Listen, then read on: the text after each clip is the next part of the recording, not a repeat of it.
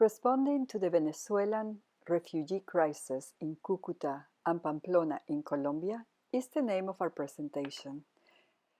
My name is Cristal Montañéz Baylor. I am the International Coordinator of the Hope for Venezuelan Refugees project. I would like to begin with a brief background of the crisis in Venezuela that led to the development of our project. Venezuelans are struggling to survive in a country experiencing the worst political and economic crisis in history under the Nicolás Maduro regime. Children, the elderly, and the sick are amongst the most vulnerable and are increasingly dying of causes related to hunger, malnutrition, and disease. This complex humanitarian crisis has forced 1 in 7 Venezuelans to abandon their homeland to neighboring countries like Argentina, Brazil, Colombia, Chile, Costa Rica, Ecuador, Mexico, Panama, and the United States. The Venezuelan migration crisis is the largest refugee exodus in the history of Latin America and the Western Hemisphere. Colombia hosts the largest number of refugees and migrants with nearly 1.8 million and 500 Colombian returnees. Globally, only Syria, which has suffered from war for more than 8 years, surpasses Venezuela in the flow of migrants and refugees.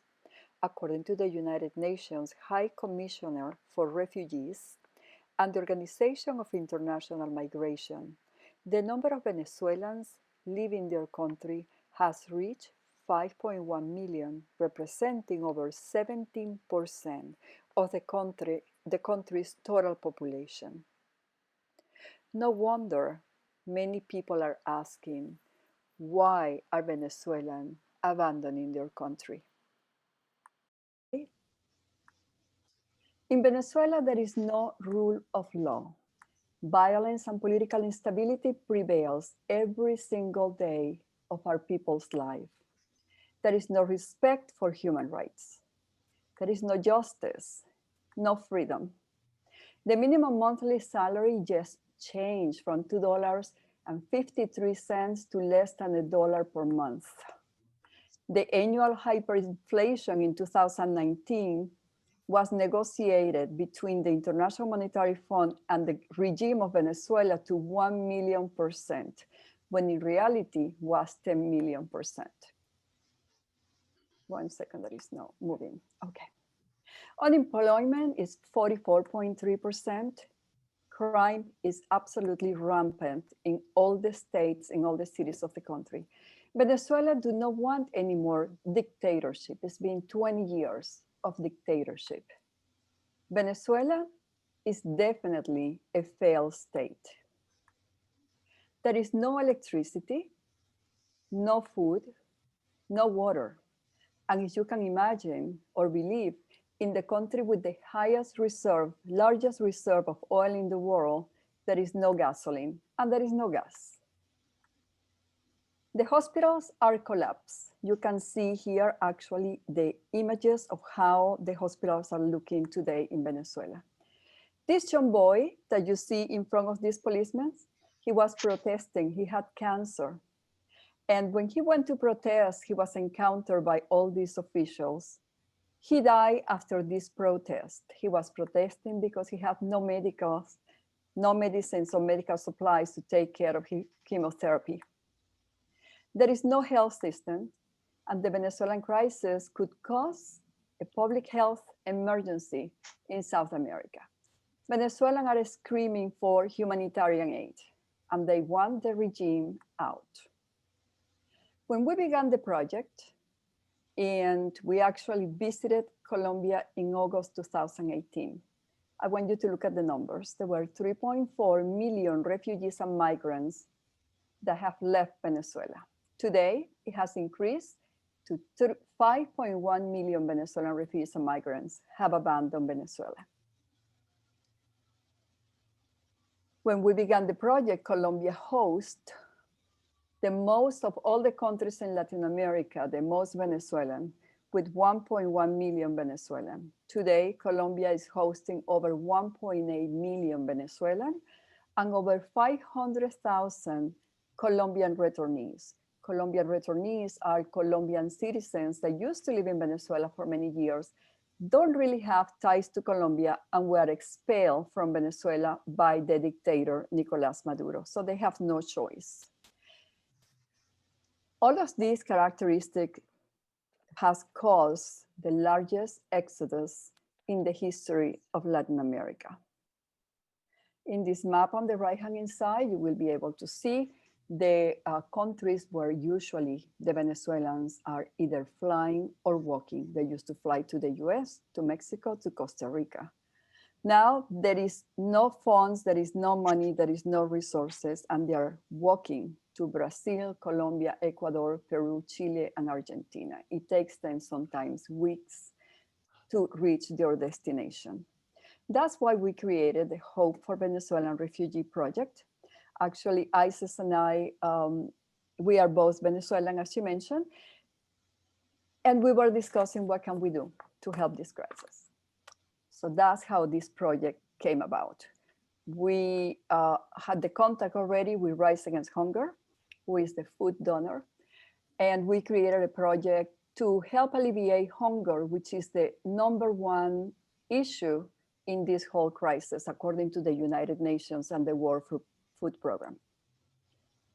We partnered with the Rotary Cúcuta team in Cúcuta. You can see here all our partners of the Cúcuta Club. We created a structure to manage a project at distance and in person, and to work with the different partners. So we partnered with the Rotary, our club partnered with the Rotary Club of Cúcuta. Rise Against Hunger is our donor, and we partner with logistic partners that we identify so they could host, help take care of the distribution, and also offer a secure place for our donations of food. We also partner with another logistic partner in another city in Pamplona, the Food Bank Foundation. And we work very closely with the beneficiary and partner organizations. At that point, we had 2 staff members that work very close with the coordinators and the volunteers of all the food distribution centers and shelters. The pictures that you're going to see from now on are pictures from phases 1 and 2 of this project. The project lasts 41 weeks and began on January 2019, and it closed on January the 31st, 2020. So here you can see our team in action. The objective of the project, as I mentioned before, is to respond to the food insecurity affecting Venezuelan refugees, migrants, walkers, caminantes, as we call them, and Colombian returnees through the donation of fortified Rise Against Hunger meals to help increase the capacity of the food distribution centers and shelters, improve the condition of malnutrition of this population, and help alleviate hunger.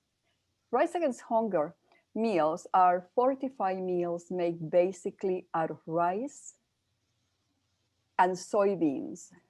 It also has several dehydrated vegetables, and Rise Against Hunger partner with the Kraft and Heinz Corporation, and they donate packets of micronutrients, vitamins and minerals. So the product is created to help people with malnutrition, populations with malnutrition problems in 73 countries around the world.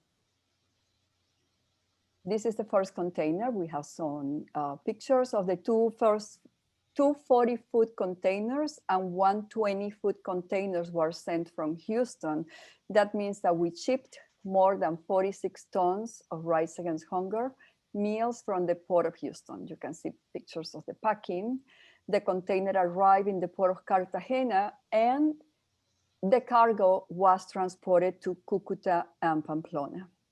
Here you can see our team in Cúcuta anxiously waiting for the container. Here is the first container arriving. As you can see, this is a funny picture. Look on top of the truck. they actually has to go to roof of 2 different homes and lift up that wire because the truck couldn't go through. Very small streets. This is the Banco Diocesano de Alimento. This is the banco, the food bank from the Diocese of Cúcuta that are our logistic partners in Cúcuta.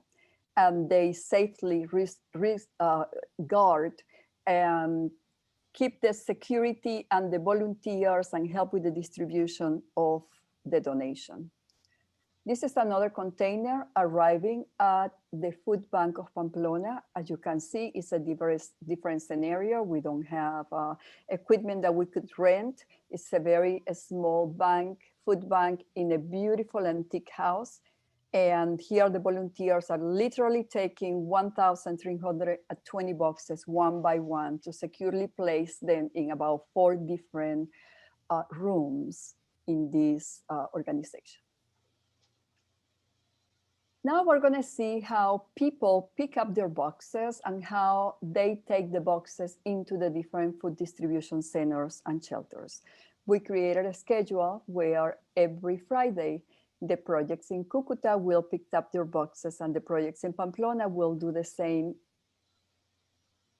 The projects in Pamplona will pick up their boxes on Saturday and in Cúcuta on Friday. So it was a pretty structured project. As you can see, the sisters have to borrow this truck to pick up their boxes. Other of our partners will rent cabs, take a cab to pick it up. These are distribution, different ways. These are the different kitchens that we are supporting. We're going to see first the different kitchens in Cúcuta. So I just want you to see the difference between all these different communities. Most of these people are volunteers that are really dedicating their time to help the refugees. Sometimes it's in front of homes on the open fire.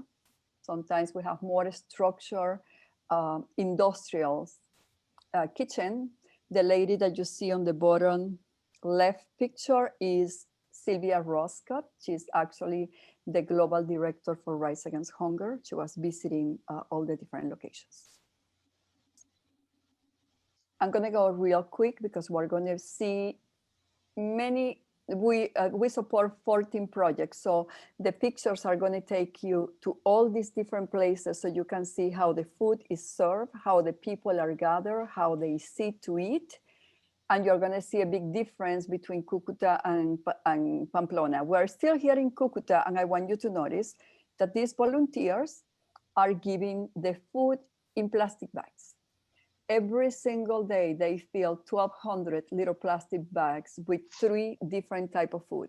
It's a way for them to give the food through these little windows. This is a very insecure place of the city, and the volunteer has to be separated from the population. There is a lot of people that gathers across of this location, and they call them when the food is ready 3 times a day. They serve breakfast, lunch, and dinner.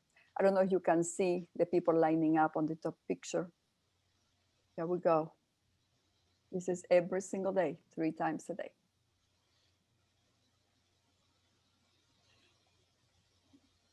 This is a soup kitchen that we support. The community gets together every Sunday and they cook these big pots, and the families come with a pot or a container and they receive 1 huge spoon per family member. And at least that day they will have something to eat. We also supported 2 tribes of indigenous community. The name of the tribes are the Yucpa community. As you can see, they cook over the open fire. Also, gas is very expensive in Colombia, and the bottom picture gives you an idea of how these tribes are living. They're actually invaded this land in the center of Cúcuta. There are 2 different tribes. They live together, but separate, and they do everything together, but separate. So there are approximately 279 people live here. This is the Foundation Nueva Ilusión. It's on Los Patios, walking from Cúcuta towards Pamplona.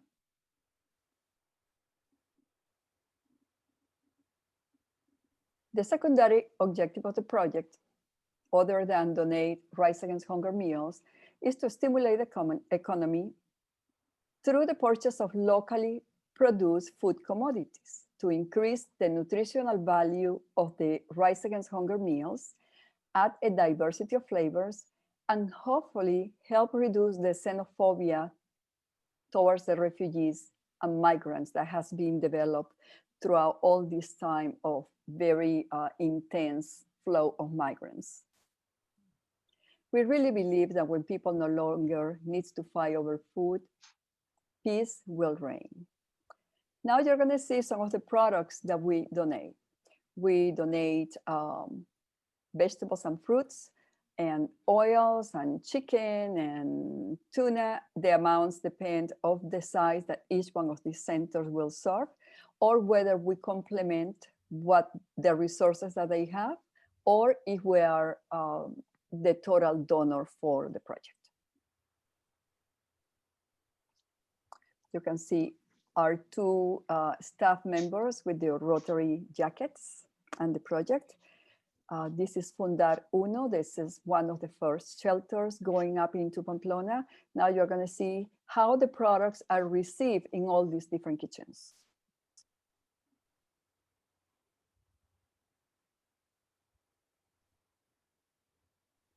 So there is all type of different situations.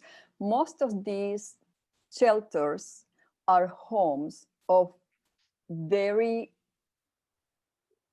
I don't know how to describe these people, because to me, they are angels dressed as women and men. They are volunteers that open their home to take care of their refugees. So you'll see as we go how it works, how all of this works. So let's go back to Cúcuta. People walk from Cúcuta to Pamplona. How long do they walk? Let's take a look. An average person walks at a speed of 5 kilometers per hour. 1 hour by vehicle equals 10 hours walking. The walking time is relative and depends on the way the caminantes, walkers, carry on their back, usually where they carry their weight, their physical condition and resistance, the weather, whether they have eaten or not, where they're going to stay someplace or not, food and shelter availability, type of shoes. Many of them walk in flip-flops. So can you imagine that they're not going to go very fast? Whether or not they walk with children and senior citizens. All these are taken in consideration when these caminantes are walking to calculate the time that it will take them from one place to another.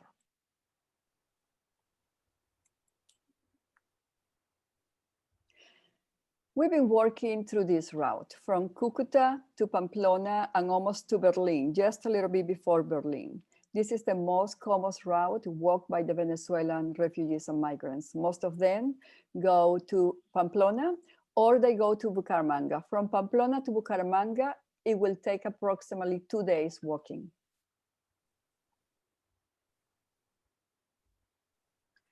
This is a site that today you can only see in Colombia, but you see it all over Venezuela. People are leaving Venezuela. They cannot live, they cannot survive with 99 cents as a minimum salary when a carton of eggs costs $14. They cannot buy it. So they are leaving. They are packing the little or the much that they have. They get their kids, their families, and here we go. So you're going to see different scenes. We usually walk along the caminantes. We stop our car and we distribute water, we distribute high energy bars and talk to them and ask them, why are you leaving? And in reality, the last few trips, almost 100% of them will say, we're hungry, we cannot eat, we cannot feed our families, we need to find a better future. So we continue distributing water along the way, during the day, during the night.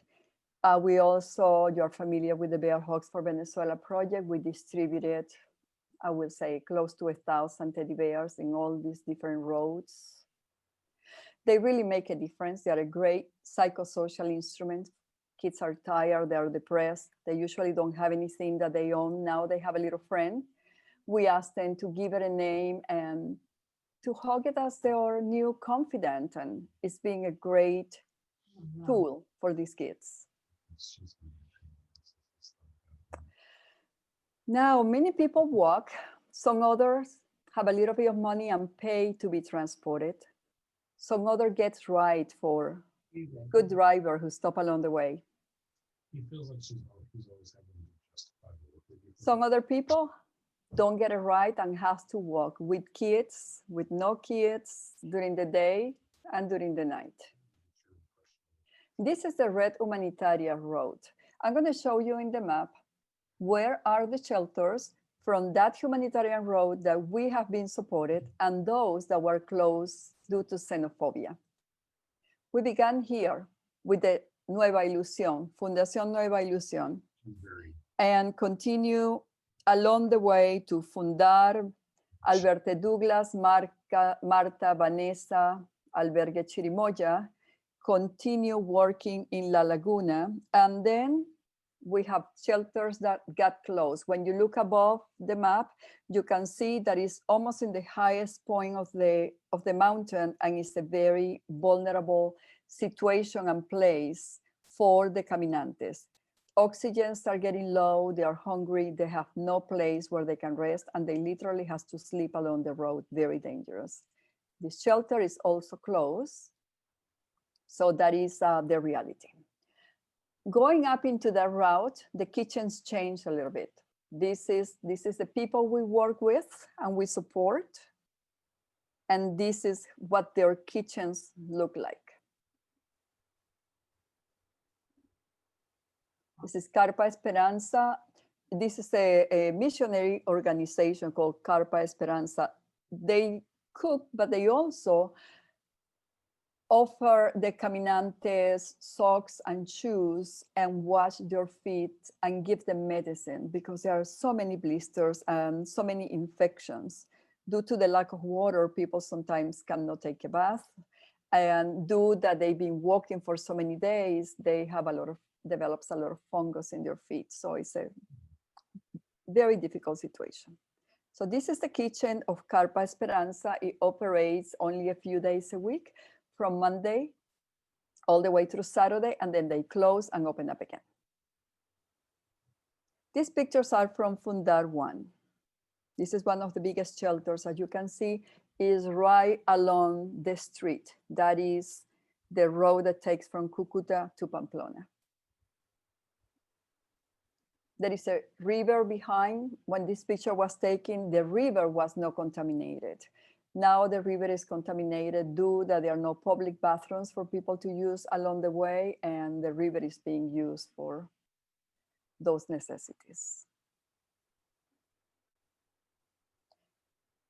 This is Pamplona. We arrived at Pamplona. I want you to pay attention and see how close those trucks are to the people. That's the everyday reality. There are trucks and buses zooming through, people outside eating, and volunteers serving food 24/7. This is Albergue Douglas, right next door. Douglas is famous for setting up a chocolate about 5 o'clock because it gets very, very cold in this area at night. So people wait for their chocolate while the dinner is ready. And on the left-hand side, bottom picture, you can see some of the mats and some of the area where the women and the children are allowed to spend the night. More people, packed. Oops, this is repeated.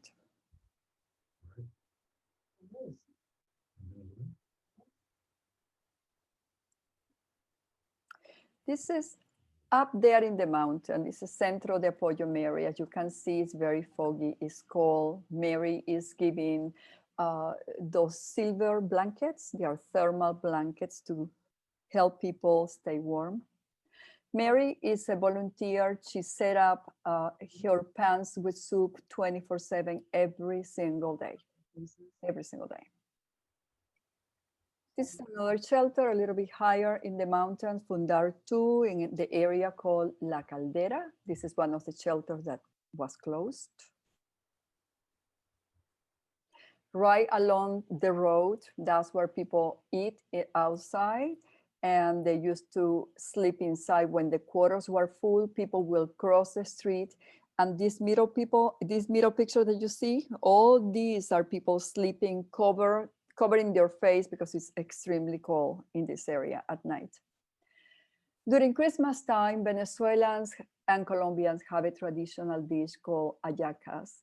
So as a treat, we bought all the shelters and all the food distribution centers, all the ingredients, so they can serve hallacas to the people. We're gonna see now the people on the street that were not lucky to get a spot inside because there was no more space inside these humble homes. Here is a sample of a family that is covered with the thermal blankets because there was no space for them to sleep. These are different spaces from different shelters where people get to sleep inside, and usually the men get to stay outside. The picture on the upper corner, those are men sleeping with thermal blankets flat on the concrete. More pictures of how people are sleeping in these places. Issues with the feet are very common. That's why we did a shoe collection. Of course, never enough for the need, but those shoes that we donated help a lot of people. This man has flip-flops. He's up in those mountains. He caught his thermal blanket to make socks with the thermal blanket. Can you imagine how far this poor man is going to go with those flip-flops and those pieces of, I don't know, it's like aluminum, like a plastified aluminum. We were lucky enough that one of the large oil corporations here in Houston, their Hispanic Alliance group, donated to us not only clothing, but medical supplies and also baby supplies. We receive all this donation. Here is Cindy on the left-hand side. She's our photojournalist, organizing all these different pieces of clothing that has to be divided according to the climate where they need to be taken. And here we are distributing some pictures, distributing the clothing, people on the street, up in the mountains, or the different shelters. Also, medical supplies were distributed. This young man on the bottom picture with the hat on, his name is Samuel. He organized a team of doctors and nurses, and he will go every weekend to help care for the refugees and walkers with the donations that came from Houston. Diapers, milk, more clothing, more teddy bears. This is up in Berlin. This is about 42 meters above sea level. Extremely, extremely cold. So in phase one, we worked with 14 different centers that we supported. We supported the food distribution centers in Cúcuta, 10 of them, and we supported 4 shelters in Pamplona. What was the result of phase one? We distributed 20 tons of Rise Against Hunger meals, a total of 285,120 meals, and 10 tons of locally produced food commodities that we bought in Colombia that were distributed to 9 food distribution centers and 4 shelters in Pamplona. The duration of phase one was 15 weeks.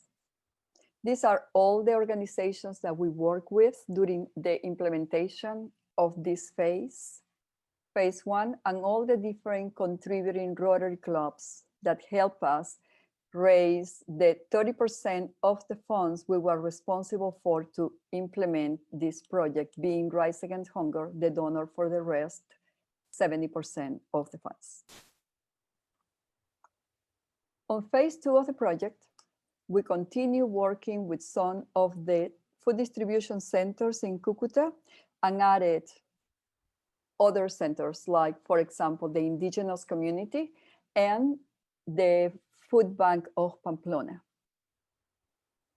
So there is a very detailed report that everybody can see all these details, how they were calculated and how we did it. It's very well explained. We also contributed with 7 different communities in a very vulnerable area of Cúcuta called Caguantu.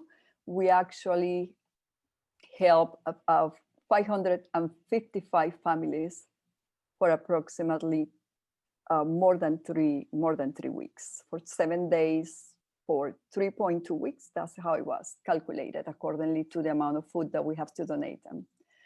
Phase 2 of the project, we donated 26 tons of Rise Against Hunger meals, total of 362,016 Rise Against Hunger rations of meals, 22 tons locally produced commodities distributed to 5 distribution centers, 6 shelters, 2 food distribution centers in Pamplona, and 7 communities in Cúcuta.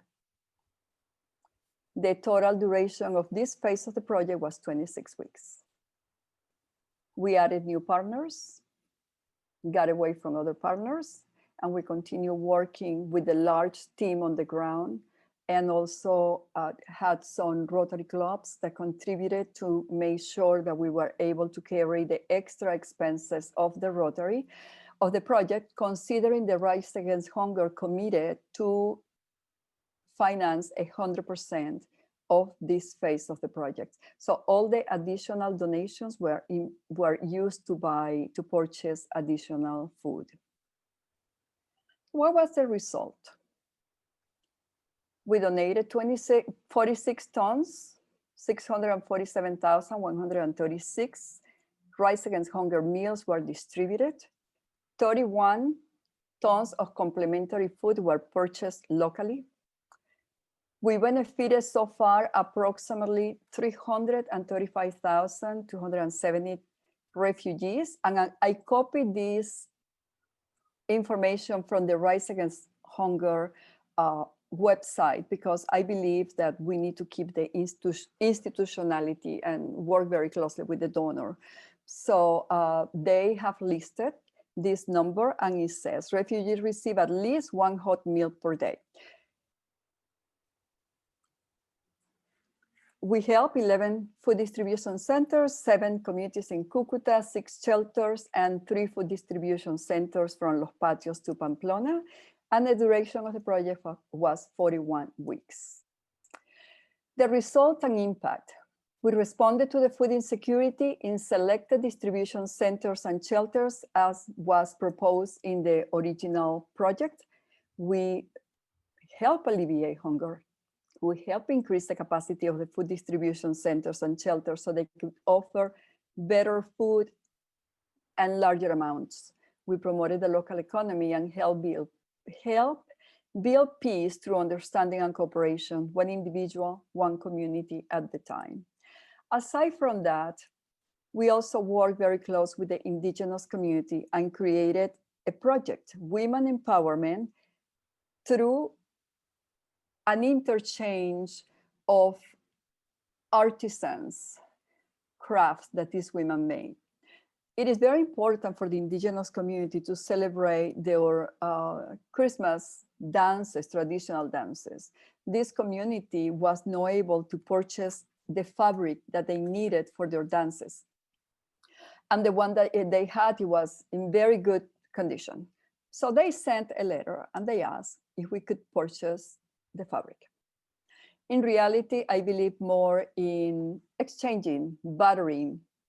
Let's do an exchange. I'll give you the fabric, you give me a craft. That's what we did. I found a donor to buy the bolts of fabric. There were 45 dancers, and we have actually 45 crafts that were given to us as an exchange for the fabric. We have pictures of all the 45 women. All these pictures and all these crafts are in the Museum of Pamplona. And the plan is to have an exhibit with the beautiful story of how we were able to empower these women and how they felt so important because their craft had actually a value, and they could acquire by an exchange what they wanted. In this case was the fabric and all the other elements to make their skirts. We also contributed with very vulnerable local Colombian communities and worked very close with the Diocese of Cúcuta to do that. For this particular project, Rise Against Hunger sent a 20-foot container with pallets specifically for this request made by the church. So here is the project being implemented. We have videos and we have thousands, literally pictures organized that you can have access to all of them. We also created a project in conjunction with the Food Bank of Pamplona called 1,000 grams of help. The basic of this project was to help the historical poor community of Pamplona to help diminish the xenophobia. So they felt that everything was going to the migrants, that everybody was paying attention to the migrants. And we came in and created a project that benefited 2,300 families, and to help alleviate that feeling of feeling left behind and left out because the migrants were present. We also included them in the distribution of Song of the Teddy Bears. Our team met with the United Nations Commissioner for Refugees, with the donor. There is Sylvia again. Some of the donors are in this picture. We also met with the team of World Central Kitchen that work in Colombia, still work in Colombia. We met with the GIFEN. The GIFEN is the organization that is created every time there is a complex humanitarian crisis in given countries. The GIFEN is led by the local government, the United Nations, the OIM, the Organization of International Migration, and at the bottom, there are all the other organizations that work and support the UN. 1 second, this is not moving. Let me check. 1 second, let's see. We have here the donor. This is the day that we were searching for a grocery store that we can get quotes and make a deal with. The man sitting on the left is the owner of the grocery store, chain of grocery store that we buy our food from. It's called Ebenezer. And this man, Wilmer, is a Rotarian. He's been working with us and has been extremely generous. This gentleman is the head country for Samaritan Purse. And this is the director, the last picture is the director of the International Food Bank of the United Nations. So we met with all these organizations. Here you can see the team again. This is during the donors visit. This is very funny. Look at the picture on the left-hand side. Some of the sisters that we support in Cúcuta, they make anything and everything with the Rise Against Hunger meals, including absolutely delicious high-protein ice creams, popsicles. They were fabulous. Here are some meetings. We met with the very closely work with the leaders of the Food Bank of Cúcuta. This is the first meeting that Isis, I think it was her first trip to Colombia, and we continue working with the local institutions. We hosted several teams that came to Colombia. This is the Navigation Network, Cargo and Logistics. They are the logistic company that ships the Rise Against Hunger, and Rise Against Hunger has been using this company for over 20 years. They've been looking at our pictures and they decided that they wanted to go to Colombia and see what we were doing. They spent several days with us. We also hosted Rotarian from the Petersburg Rotary Club. The hosted organization Giving Children Hope. Another Rotary Club in Cúcuta that is been working with the hospitals. I believe all of you know what Bill Davy has been doing with Gladys Maldonado. So this is Gladys Maldonado's. We visited the two different floors designated for the children in the Erasmo Meos Hospital. This is the unit that they are financing, that they are funding. And here we are, the whole team working. The Hope for Venezuelan Refugee Projects was selected to be presented in front of the Organization of American States. during the migrant and refugee celebration in June. So our project was the only one presented. And it was also selected to be the highlight for the Washington Global Rotary Refugee Report. So we have about 6 or 7 pages inside the report, and this is the cover. Just a few weeks ago, we were invited to be part of the panel of the UN 75, 2020 and beyond. This is the United Nations 75 dialogues gearing to their big 75-year celebration. And I had the privilege again to represent the club and represent the project. Among the discussion, they selected 3 continents and three people working with different refugees. And so we have a little bit of exposure for the project. It happens everywhere we go. So we are working to build a network of Rotary clubs and districts to increase the scope of these efforts. Our coordinated effort helps strengthen partnerships, formulate and unify strategies, and raise awareness about the needs for a more comprehensive and sustainable response to the Venezuelan crisis, the largest exodus in the history of Latin America, which affects many countries and millions of people. Thank you so much. That was kind of the summary of the presentation. On phase 3, which is, I still don't have it ready, we donated approximately, distributed over 40,000 meals, 250 food bags, thousands of PPE materials like masks and gloves. And so we continue working on phase 4 that we initiated on October the 2nd. These are our masks that we distribute to the workers. They're pretty cool. This side. I love them because it allows me to breathe. I cannot wear the other mask. This one has, the way it's structured, has like a bridge over here. And it has like, allows like a camera of air so people can actually breathe. So I wash it in the washer and put it back on again. I love it. That was a wonderful presentation. This is certainly our largest project in the club. And a lot has been going on, like she mentioned, since 2018, which is when we started. Initially, the contact with the host Rotarians and our partners on the ground. Does anybody have any questions for Cristal? Well, I have a comment also. I'd like to remind, for those people that didn't attend the district conference during Carmen's year, which was about a year and a half ago, it was held in Corpus Christi.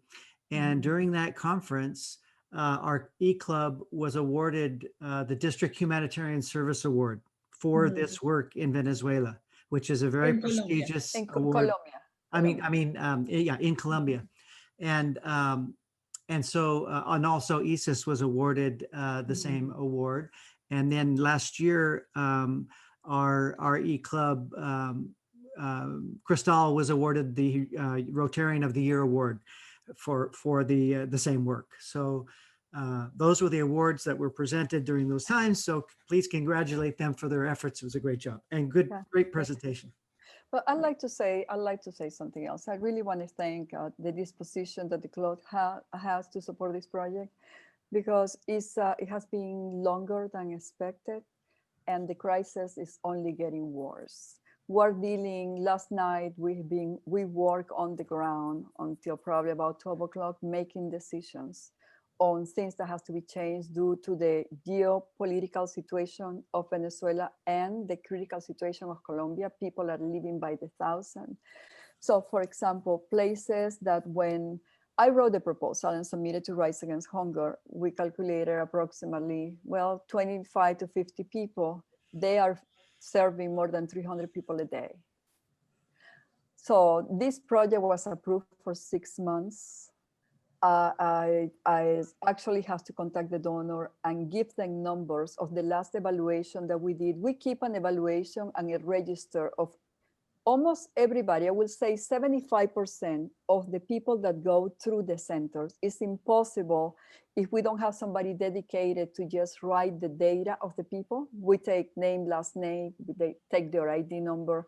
Now we're keeping 6 different type of ages, so we can really do an in-depth immigration evaluation.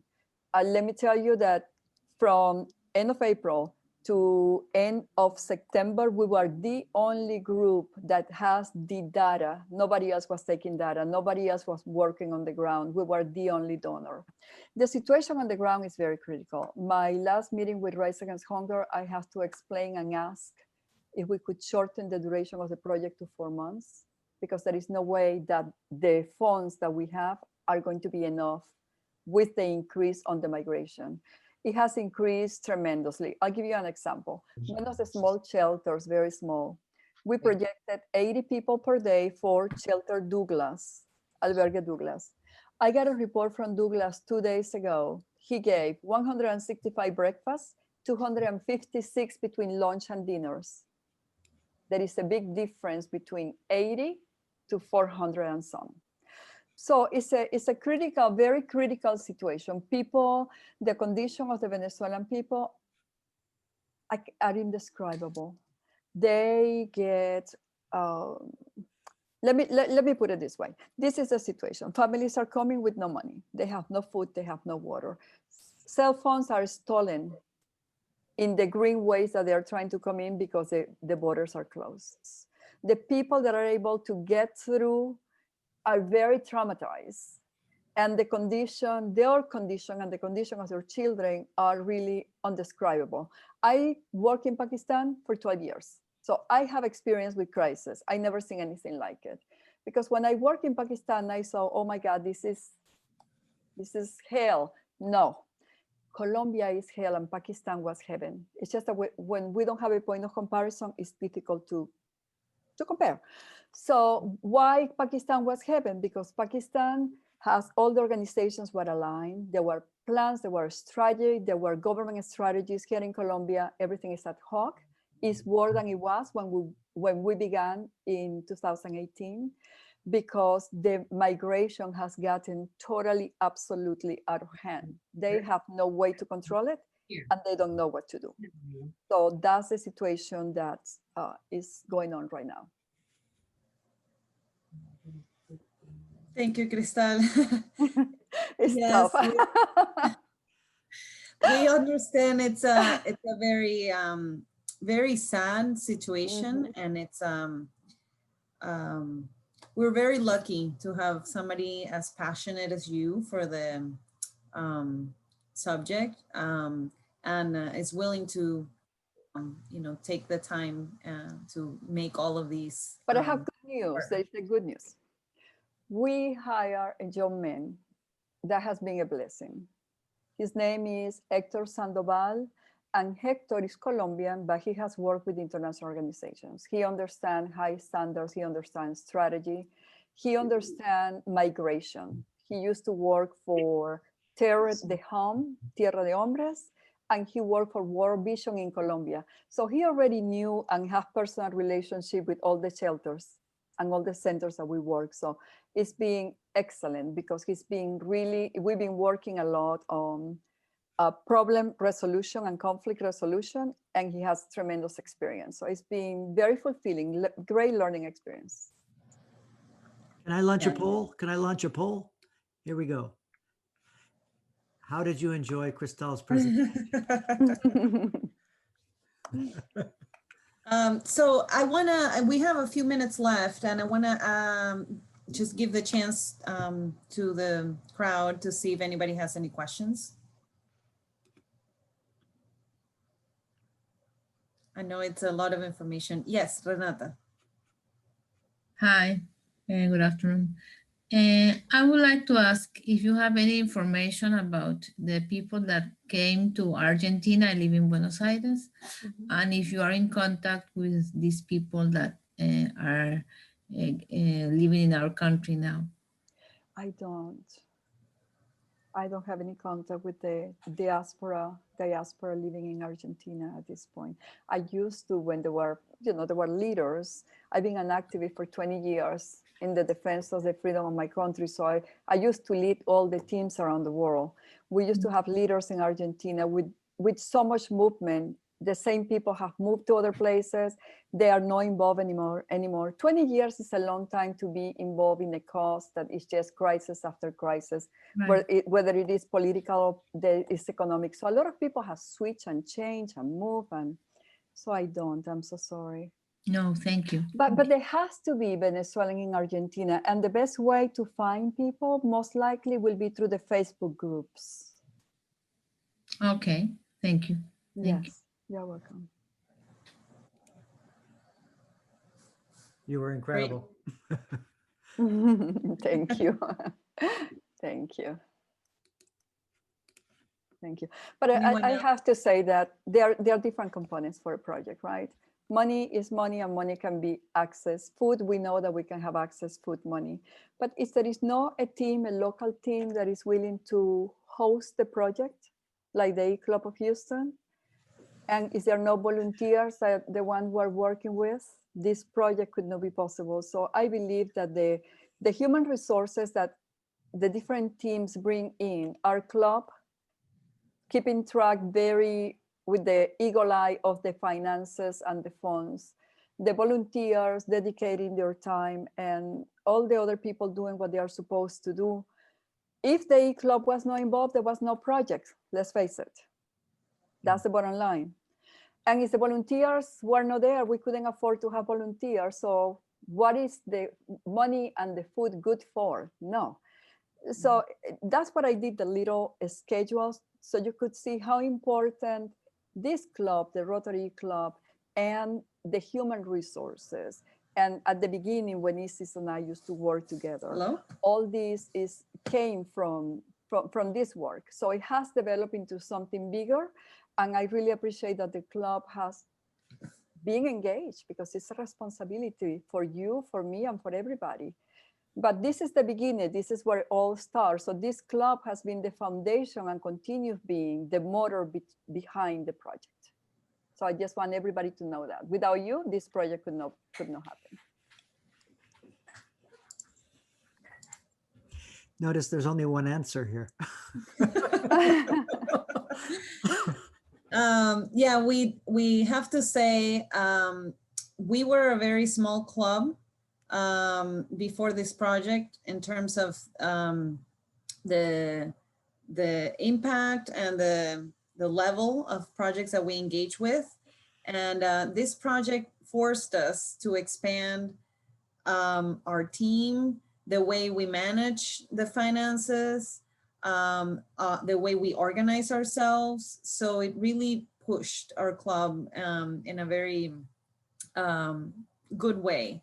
Mm-hmm. So it's a win-win. And I think besides obviously the huge impact that we have with all those people that are being benefited through the meals, it's to hear, because it's the reflection of a team of everybody working on it, and an organization, which is the Rotary E-Club of Houston. So that's a good feeling, considering that they work in 73 countries, and they also say that they don't have to babysit our project, which sounds great. So we've been responsible, we've been punctual, we come up with the reports, we document all the data. Thank you. Yeah, we have a couple of minutes. If anybody has any more questions, go ahead. I have one question. Yeah. Will we be able to share this recording with others so that there may be greater interest beyond our club? Sure. Sure, I'm recording it, so I can send it to, in fact, we can put it on our webpage. Mm-hmm. And Right? okay, great, thank you. Yeah, that would be wonderful. Thank you, Mike. Sure, and as Thank one, you, Mike. as treasurer, I have one more poll I must hit you with, and I apologize, but I just have to, and that is, how much will we send to the Hope for Venezuela? Yes, that's great. That's great. We need money. We need money. We have an increased migration, so please be generous. Thank you, Mike. If Well, I need to twist anybody's arm, just let me know. I'm good at that. And thank you to our visitors. We have past District Governor Carmen Cuneo and past District Governor Gerald Robinson from, what is your district again, Gerald? You should remember that. It's Uh-oh. this Carmen's gonna would tell you it's always 100 points less than your district. Hers is 5890, ours is 5790. Yes. And can we get some information about if you're looking for global grants or what you're doing with this? Could someone reach out to me and let me know? Can you repeat that question? I couldn't hear you. Is this associated with any global grants, or is RI's not involved in any way? This is totally. So we tried to apply for a global grant, but unfortunately, because this is an emergency type project, it wouldn't qualify under the global grant procedure. It has to be sustainable unless we build a kitchen or we build something that is physical that will stay. We don't qualify for global grants, which is really a shame, because right now we are the only Rotary Club responding to the food insecurity with the very organized project that has been not long-term, because emergencies are really not considered long-term, but that has been responding in a constant form and a structural way to this crisis. Other people have come, other Rotary clubs, they come and they give some donations of food and they leave, because I've seen them come, but it's the only project at this point responding in a tangible, quantifiable, structural way to this crisis. Almost, we've been there, 2 years. Yeah. 2 years. So, and it essentially involved donations from clubs, outside donors, like the major one was Rise Against Hunger, individual donors, and yeah, it's pretty much it. Yeah, I'll just seeing if it's a way to tie in excess DDF that some clubs and districts might have, but if there's no global grants associated with it. No, unfortunately not. Have you ever thought about doing a major district grant with it, where you don't have to go through RI? Can you repeat that? We can Have hear you you. ever? Have you? Let me make sure my speaker's all right. Yep, it is. Okay.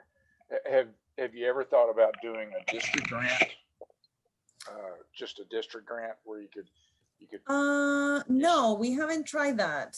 Okay. You don't. There's no limit on the size of district grants either. I mean, most of them are, 1,500 to 10,000 or something like that. But you can do larger district grants if you so choose. That way, you don't get the global match, or you don't get the RI match, but clubs can use their own district designated funds as part of the funds that they help support projects like this. And it's usually just needs to be approved by the district. Like Carmen's, your 5890 would approve it, and if 5790 went along with it, we just have to tie in whatever club was sending you their DEF and some club funds. We'd have to tie that in for future things. Now, most of this year's pretty well allocated, but I'm trying to, it looks like the need's going to be ongoing for a while. So that's the reason I asked my questions. Thank you for letting me come today. Are you telling us that you have DDF in your district? Every district has DDF. Yes, to donate to the project.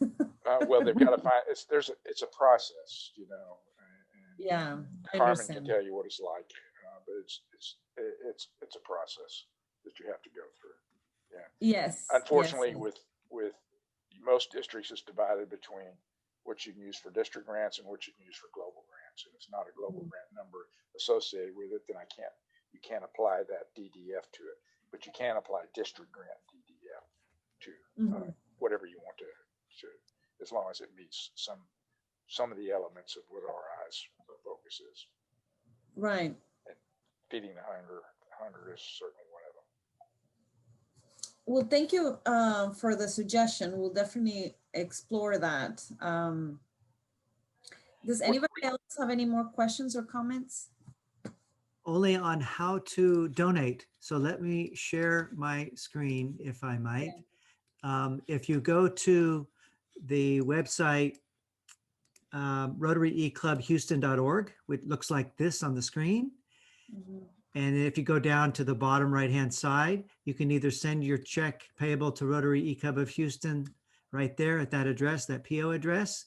Or if you have a credit card right now, you click on this donate button and you can type in, and that goes through PayPal. And all you need, you don't need a PayPal account or anything. You just give the credit card number, and that you can make your donation right there. So very easy, very simple to do. And of course, you can mail it the old-fashioned way, and it will go to our PO box. So thank you for that. All right, and with that, we can end the meeting. Thank you everyone for coming, and hope to see you next time. Thank you very Thank much you. for Thank you, everybody's Crystal. time, and bye. Thank you Thank so you, much. Cristal. Thank you. Bye-bye. Thank you. Thank you, Mike. You're welcome. Thank you.